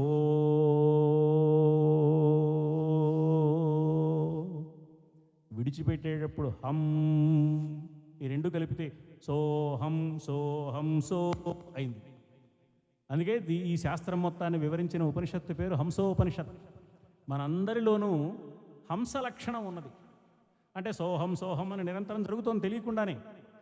మనకి అనుభవానికి రావాలి అంటే యోగ సాధన చెయ్యాలి, కానీ అనుభవానికి వచ్చిన పైన ఉన్నది అదే. యోగ సాధన చేస్తే అనుభవానికి వస్తుంది, లేకపోతే రాదు. ఈ వైరంతా కరెంట్ ఉంది, అక్కడ మనం కట్ చేసి పెడితే ఓ దీపం వెలుగుతుంది, చేయకపోతే వెలగదు, అక్కడ కరెంట్ ఉంది. అలాగా యోగ సాధన చేస్తే లోపల దాగి ఉన్న హంసతత్వం అనుభవానికి వస్తుంది, లేకపోతే రాదు. ఈ సోహం అనే మాట చాలా గొప్ప మాట. సోహం అంటే నేనే అతడు, నేనే నువ్వు, అతడే నువ్వు, అతడే నేను అని. సోహం అతడే నేను, పరమేశ్వరుడే నేను, రాముడే నేను, కృష్ణుడే ఈ స్థితికి ఎదుగుతాడనమాట. ఈ స్థితికి ఎదిగినప్పుడు మనస్సులో కలిగే భావన సోహం. అది నిరంతరం నీలోనే ఉంది. నువ్వు సాక్షాత్తు భగవంతుడివే అయి ఉన్నావు. తెలియక భగవంతుడి కంటే నేను వేరనుకుని పనికిరాని పనులన్నీ చేస్తున్నావు. అందుకని సోహం అనేది అనుభవానికి రావాలి. సోహం అనేది అనుభవానికి వస్తే దైవము వలె నీవు కూడా సక్రమమైన తీరు కలిగిన వాడివి అవుతావు సుమా. అలా అవ్వాలంటే ఏం చేయాలి అంటే, హంసలు అమ్మవారిలాగా నడవాలి అనుకుని కుదరక బాధపడుతుంటే అమ్మవారు మనోహరమైన సవ్వడి ఏర్పాటు చేసింది తన నడకల ద్వారా. అంటే అమ్మ మన కోసం ఓంకార నాదాన్ని అనుగ్రహించింది. అమ్మవారి నుంచి ఓంకార నాదం వెలువడింది. సోహంలో ఉన్నది ఓంకార నాదం. సోహం సోహం సోహం అని మనం అనే దానిలో ఓంకారం ఉంది. సోహంలో ఏమున్నాయి? సకారం ఉంది, ఓంకారం ఉంది, హమ్ ఉంది, సా ఓ హ ఉన్నాయి, సున్నా ఉంది. ఇందులో సాహా తీసేసామనుకోండి, సోహంలో ఓం మిగులుతుంది. సాహా తీసేయడం ఏమిటండి అంటే, సోహంలోని సకార హకారాలు క్రమంగా క్రమంగా క్రమంగా వాటంతట అవే కరిగిపోతాయి. ఏమిటి సకారము, ఏమిటి హకారము అంటే, మనం ఎవరిని ధ్యానిస్తున్నాం? రాముణ్ణో, కృష్ణుణ్ణో, శివుణ్ణో ఆరాధిస్తున్నాం. ఇంకా చాలామంది పురుష దేవతలు ఉన్నారు. అలాగే స్త్రీమూర్తులు ఉన్నారు, లక్ష్మి, దుర్గా, కాళీ, పార్వతి, ఇలా రకరకాల పేర్లతో. పురుష దేవతలని ఆరాధించాలంటే మనం ఏం చేస్తున్నామంటే, వేద వాంగ్మయంలో ఉన్న పురుష సూక్తం ఆధారంగా అర్చన చేస్తున్నాం. ఏమని చెప్తోంది పురుష సూక్తం? సహస్ర శీర్ష పురుష, సహస్రాక్ష, సహస్రపాత్. సకారంతో ప్రారంభమవుతుంది. అయ్యా కాదండి, మాకు రాముడు కృష్ణుడు కాదు, మేము అమ్మవారి భక్తులం అండి. మా ఇలవేల్పు అమ్మవారు, మా ఇలవేల్పు కాత్యాయని, మా ఇలవేల్పు కనకదుర్గ, మా ఇలవేల్పు ఏదో బాల, మా ఇలవేల్పు త్రిపుర సుందరి, ఏదో చెప్తూ ఉంటాం మనం. నిజమే. అప్పుడేం చేస్తాం? శ్రీ సూక్తం ఆధారంగా చేస్తాం. శ్రీ సూక్తం ఏమని ప్రారంభమవుతుంది? హిరణ్యవర్ణాం హరిణీం సువర్ణ రజత స్రజాం. హకారంతో ప్రారంభం. అంటే హకారము మొత్తం స్త్రీ రూపంలో ఉన్న దేవతామూర్తులందరికీ ప్రతినిధి. సకారం మొత్తం పురుష రూపంలో ఉన్న దేవతామూర్తులందరికీ ప్రతినిధి. అంటే ఒకే ఒక్క దైవాన్ని, పేరు లేని దైవాన్ని, రూపం లేని దైవాన్ని మనం అయితే పురుష రూపంలో రాముడో కృష్ణుడో అనో, లేక స్త్రీ రూపంలో దుర్గా, లక్ష్మి, లలిత అనో ఆరాధిస్తున్నాం అనమాట. నిజానికి ఈ రెండూ దైవానికి లేవు. మనకు ముచ్చటై ఏదో ఒక ఏర్పాటు చేసుకున్నాం. నామరూపాలు లేని దైవాన్ని ఆరాధించడం మనకు చేత కాదు కాబట్టి. అలా ఆరాధించగా ఆరాధించగా క్రమంగా ఏమవుతుందంటే, మన ఉపాసన సగుణమే, అనుభూతి మాత్రం నిర్గుణంగా కలుగుతుంది. నిర్గుణమైన అనుభూతి కలుగుతుంది. ఉపాసన ఎప్పుడూ సగుణమే. ఉపాసన చేస్తున్నంతకాలం సగుణ రూపంలో ఒక దైవం ఉంటాడు, ఒక నామరూపాలు కలిగిన దేవత ఉంటాడు, దేవతామూర్తి ఉంటుంది. లేకపోతే కానీ ఉపాసన వల్ల కలిగే అనుభూతిలో ఈ దేవతకి ఈ రూపమే కాదు, ఏ రూపంలో అయినా ఉండొచ్చు, నేను ఈ రూపంలో ఆరాధిస్తున్నాను. కానీ అప్పుడు సోహంలో సకార హకారాలు కరిగిపోతే ఓంకారం మిగిలింది. ఓమిత్యేకాక్షరం బ్రహ్మ, ఓమిత్యేకాక్షరం తపః. ఓం అనేది కేవలం ఒకే ఒక్క అక్షరమే తపస్సు, ఒకే ఒక్క అక్షరమే పరబ్రహ్మ, ఒకే ఒక్క అక్షరమే సత్యము. అందుకే మనం ఏ దేవతను పూజించినా ఓం రామాయ నమః, ఓం కృష్ణాయ నమః అంటే అసలు నేను ఆరాధించవలసింది ఓంకారాన్ని. అది నాకు చేతకాక ఆ ఓంకార స్వరూపాన్ని రాముడి పేరుతో అర్చించుకుంటున్నాను, ఆ ఓంకార స్వరూపాన్ని కృష్ణుడి పేరుతో అర్చించుకుంటున్నాను, ఆ ఓంకార స్వరూపాన్ని లలిత అనే రూపంతో, దుర్గా అనే రూపంతో, కాళీ అనే రూపంతో, లక్ష్మి అనే రూపంతో. కానీ నేను ఆరాధిస్తున్నది మాత్రం ఓంకారాన్ని. ఏ రూపాన్ని ఆరాధించినా మీ అర్చన చేరేది ఓంకారానికే. ఏ ఊరు ట్రెజరీలో డబ్బు కట్టినా ఒకే రాష్ట్ర ప్రభుత్వానికి చేరినట్లుగా, ఏ రూపంతో ఏ నామంతో దైవాన్ని ఆరాధించినా ఒకే ఒక్క దైవానికి చెందుతుంది. ఎందుకంటే దైవం ఒక్కడే కాబట్టి. ఆయనకు పేరు లేదు, రూపం లేదు, నామరూపాలు లేవు. నామరూపాలు మన సౌకర్యం కోసం మనం ఏర్పాటు చేసుకున్నాం. ఉపాసకానాం కార్యార్థం బ్రహ్మణో రూపకల్పన అన్నారు వ్యాసుల వారు. ఆరాధించే వారి సౌకర్యం కోసం రూపం లేని పరమాత్మకు రూపము, పేరు లేని పరమాత్మకు పేరు వచ్చాయి. ఈ పేరు రూపము పరమాత్మకు చెందినవి కాదు, మన సౌకర్యం కోసం మనం పెట్టుకున్నాం అంతే. అందుకని ఏ రూపంతో ఆరాధించినా ఉపాసన సగుణమే అయినా కలిగే అనుభూతి నిర్గుణం కాబట్టి అప్పుడు ఓంకారంలోకి వెళతాడు. ఆ ఓంకార నాదం అమ్మవారి పాదాలలో నుంచి వెలువడింది సుమా. ఈ ఓంకార నాదము అన్ని వేదాల సారం. మనకి నాలుగు వేదాలు అంటున్నాం, కానీ అధర్వణ వేదం తర్వాత కాలంలో వచ్చింది. అందుకని ఋగ్వేదం, యజుర్వేదం, సామవేదం మూడే వేదాలు. అధర్వణ వేదం ప్రధానంగా సాంకేతిక విజ్ఞానానికి సంబంధించింది. ఆధ్యాత్మిక విషయాలు 3 వేదాల్లో బాగా ఉన్నాయి. పైగా ఈ 3 వేదాల్లో మంత్రాలే మళ్ళీ అధర్వణ వేదంలో కనపడతాయి. అందుకని వేదాలు 3. అందుకనే వేదానికి త్రయి అనే పేరు కూడా ఉంది, 3 అని. అందుకని మొదటి వేదం ఋగ్వేదం, 3 వేదాలు కాబట్టి మధ్య వేదం యజుర్వేదం, చివరి వేదం సామవేదం.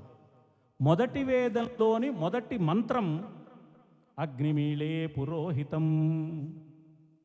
మధ్యవేదమైన యజుర్వేదంలో ఎన్ని మంత్రాలు ఉన్నాయో అన్ని మంత్రాల్లో సరిగ్గా మధ్యలో ఉన్న మంత్రం యోని సముద్రో బంధు. చివరి వేదమైన సామవేదంలోని చివరి మంత్రం అసమానాంతరం. మొదటి వేదంలోని మొదటి మంత్రంలోని మొదటి అక్షరం ఆ, మధ్య వేదంలోని మధ్య మంత్రంలోని మధ్య అక్షరం ఉ, చివరి వేదంలోని చివరి మంత్రంలోని చివరి అక్షరం మా. అకార ఉకార మకారాలు కలిపితే ఓం అంటే ఓం అనే ఒకే ఒక్క అక్షరం 3 వేదాల సమాహారము. 3 వేదాల సమాహార స్వరూపమైన ఓంకార నాదాన్ని తన పాదాల అందెలకు ధరించిన మువ్వల సవ్వడి ద్వారా అందించి హంసలైన జీవులందరినీ పరమహంసలుగా అమ్మ మారుస్తోంది. మనం పరమహంసలుగా మారాలంటే ఏ ఓంకారము ఆధారమో ఆ ఓంకారము అమ్మవారి నడకల ద్వారా మనకు లభిస్తోంది. అమ్మ ప్రసాదిస్తే వచ్చింది ఓంకారము. అందుకని ఓంకారము యొక్క వైభవాన్ని చెప్పడానికి, పరమహంసత్వం మనకు ప్రసాదించడానికి పుట్టిన శ్లోకం తప్ప అమ్మవారు హంసలు వాళ్ళ పెంపుడు వ్యవహారము ఈ గొడవతో మనకేం సంబంధం లేదు. మనకు అందులో ప్రయోజనం ఏం లేదు, దానివల్ల మనకేం ఉపయోగం లేదు. చమత్కారంగా శంకరుల వారు ఓ చిత్రమైన సన్నివేశాన్ని కల్పించి తద్వారా ఈ సన్నివేశం ద్వారా మనం అందుకోవలసిన సందేశాన్ని మనకు అనుగ్రహించారు. శంకరుల రచన విధానం అంతా అలా ఉంటుంది. ఇంత గొప్పది కదా అమ్మవారు. ఇంత గొప్పదైన అమ్మవారిని ఆరాధిస్తే నాకేమిటి అంటూ ఉంటాడు వాడు ఎవడో ప్రతిసారి. నాకేమిటి ప్రయోజనం, ఎందుకు ఆరాధించాలండి, ఊరికే ఆరాధిస్తే ఏంటంటే అనవసరంగా దీపారాధన చేస్తే నూనె ఖర్చు, పూలు సమర్పిస్తే పూల ఖర్చు, ఖర్చేగా మాకు శ్రమ. ఆ సమయం మిగిలితే బాగుంటుంది. 22 అంగళాలు పెట్టామని చూస్తూ కూర్చోవచ్చు కదా ఆ సమయంలో కూడా. ఎప్పుడో మన చిన్నప్పుడు ప్రారంభమైన సీరియల్ ఇంకా వస్తూనే ఉంటుంది, ఎన్నాళ్ళైనా చూడొచ్చు, ఇబ్బంది ఏం లేదు, చాలా సౌకర్యంగా ఉంటుంది. ఏమిటో మాకు ఇక్కడ కేబుల్ పనిచేయట్లేదు, 6 నెలలు అయిపోయింది, చాలా ఇబ్బందిగా ఉంది. ఏం పర్వాలేదు, సీరియల్ కథ అక్కడే ఉంది, ఏం దిగులు పడక్కల, ఎక్కడికి పోలా. 6 నెలల తర్వాత కూడా కథ అక్కడే ఉంది, కొనసాగుతూనే ఉంటుంది. ఇంత బాగా సీరియల్స్ తీస్తున్నారండి, సినిమా సీరియల్స్. మీరు ఈ సినిమా సీరియల్స్, టీవీ సీరియల్స్ తీయడానికి ముందు ఏం వ్యాపారం చేసేవాళ్ళు అని అడిగారట పత్రికా విలేకరులు ఇంటర్వ్యూ చేస్తూ. జీళ్లపాకం వ్యాపారం చేసేవాళ్ళు అండి, ఆ అనుభవంతో సీరియల్స్ తీస్తున్నాం. అవి చూడడానికి ఉపయోగించవచ్చు కదా సమయం మిగిలితే. అనవసరంగా ఈ అమ్మవారి పూజ ఎందుకు, మనకేదో ప్రయోజనం ఉండాలి కదా. ఏం ప్రయోజనం ఉంటుంది, ఏం ప్రయోజనం ఉంటుందో ఆదిశంకరులు స్పష్టంగా చెప్పారు. ఆ ప్రయోజనాలు ఏమిటో వారు ఏమని చెప్పారో రేపటి రోజున చిట్ట చివరి ప్రసంగంలో మీకు అందించే ప్రయత్నం చేస్తానని చిత్తశుద్ధితో విజ్ఞప్తి చేసుకుంటూ, సర్వమంగళమాంగళ్యే శివే సర్వార్థ సాధికే శరణ్యే త్ర్యంబకే దేవి నారాయణి నమోస్తుతే. స్వస్తి సర్వేషాం సమస్త సన్మంగళాన్ని. మాట్లాడలేని స్థితిలోంచి మాట్లాడాల్సి వస్తుంది. మనందరం ఈ ఆర్టిఫిషియల్ ఇంటెలిజెన్స్, మెషిన్ లెర్నింగ్ అని బాగా వింటూనే ఉన్నాం. నేను ఏదో 2012 నుంచి అదే ఫీల్డ్లో ఉన్నాను. దానికి మేము ఏమంటామంటే డేటా సైన్సెస్ని ఏ రెసిపీ ఫర్ సక్సెస్ అంటాం. మిమ్మల్ని ఇప్పుడు నాకు నిజంగా లాస్ట్ హాఫ్ అన్ అవర్ నుంచి అమ్మగారు అని పిలవాల్సి వస్తుందండి, అనిపిస్తోంది పిలవాలి అని. ఎందుకంటే శంకరాచార్యుల వారు ఆ పుస్తకాన్ని రాసి, సౌందర్యలహరి రాసి మనకిచ్చేసి ఆయన పక్కకి తప్పుకుని దీన్ని పూర్తిగా అర్థం చేసుకుని, అమ్మ ద్వారా అర్థం చేసుకుని చక్కగా మీరందరూ చూసారండి, పరమహంసగా మారమని చెప్పినట్టుగా నాకు తోస్తోంది. నాకు కూడా దీంట్లో ఒక రెసిపీ ఫర్ సక్సెస్ దొరుకుతుంది అనమాట. అంటే రెసిపీ దొరికిందంతే, ఒక ఏదో మార్గం దొరుకుతోంది. గురువుగా చెప్తున్న ఈ 6 రోజులు దీంట్లో ఓకే, యా హంసనో ఇంకా తక్కువనో ఈ పరమహంసగా మారే మార్గం అనేది ఏదో ఒకటి కనిపిస్తోంది. అది మీరు మాకు చూపిస్తున్నారు గురువుగారు. నాకు వచ్చిన ఆలోచన వెంటనే అదే అనమాట. అందుకు నాకేంటంటే మీరే నాకు ఇవాళ అమ్మగా కనిపించారు. అది ఇప్పుడు మనం ఆ, చక్కగా పరమాచార్యుల వారి పాదుకల చేత మనందరి చేత చాలా భక్తి శ్రద్ధలతో పూజ చేయించి ఆ, మన్ని ఏదో రకమైన లోకంలోకి తీసుకెళ్ళిపోయిన కార్తీక్ గారు ఇప్పుడు ఇంకో లోకంలోకి తీసుకెళ్తారు. ఒక్క 5 నిమిషాలు ఆయన మాట్లాడతారనమాట. మాట్లాడి కాసేపు భజన కూడా చేయిస్తారు మన చేత. ఆ, మీరందరూ వెళ్ళకుండా ఉండటానికి ఒక చిన్న ఇదేంటంటే, ఇవి చూపించండి ఒకసారి, ఆ 2 చూపించండి. ఈ 2 ఫోటోలు అనకూడదు, వినాయకుడిని పరమాచార్యుల వారిని మనందరి గురించి తీసుకొచ్చారు అన్నమాట. అందరూ ఉంటేనే పరమాచార్యుడు వినాయకుడు మీతో ఇంటికి వస్తారు. ఓకే అండి.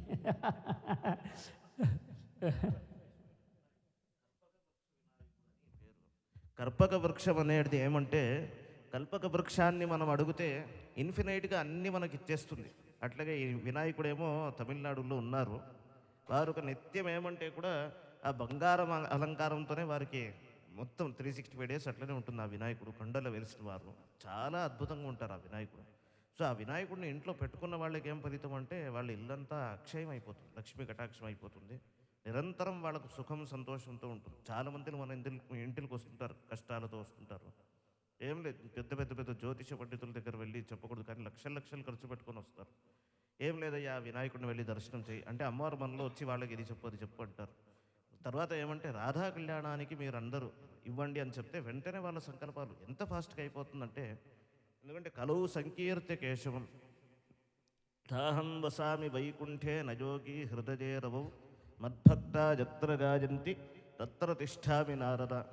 అంటే నారదుడు వచ్చి ఒకసారి భగవంతుడిని ప్రశ్న వేస్తారంట. నారాయణ, నేను ఎప్పుడు వచ్చినప్పుడు నువ్వు సీట్లు ఉండట్లేదు, కొన్నిసార్లు నువ్వు వెళ్ళిపోతున్నావు, ఎక్కడ ఉంటున్నావు, ఇంత మంచి వైకుంఠాన్ని నువ్వు త్యాగం చేసి ఎక్కడ వెళ్తున్నావు అంటే, నాహం వసామి వైకుంఠే. సరే మళ్ళీ ఎక్కడున్నావు? యోగి ఎవరన్నా తపస్సు చేస్తుంటే అక్కడ ఉంటున్నావు, లేదా అక్కడ ఉండట్లేదు, మళ్ళీ నువ్వు ఎక్కడ ఉంటున్నావు, నీ స్థానం ఏది అంటే, మద్భక్త ఎత్తర గాజంతి తత్ర తిష్టామి నారద. నా భక్తులైతే ఎవరైతే హరినామస్మరణం నామ సంకీర్తనం చేస్తున్నారో, నేను అక్కడ చేతులు కట్టుకొని నుంచోని నామ సంకీర్తనాన్ని వింటుంటాను, అట్లాగే అందరినీ అనుగ్రహిస్తాను. అందువల్లనే కలియుగంలో వచ్చే వరకు ఏం పవర్ఫుల్ అంటే నామ సంకీర్తనం చాలా పవర్ఫుల్.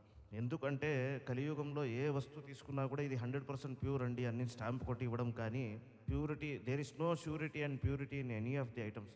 అండ్ అవర్ శరీరం, we are insured, we are paying for insurance, but our శరీరం is not insured because this is purely rented house. We don't know how many seconds, how many minutes, how many days, how many hours it is left for us. So ఇన్ని రోజుల్లో మనము వచ్చినప్పుడు zero, వెళ్ళేటప్పుడు zero, కానీ మధ్యలో hero అయ్యాం.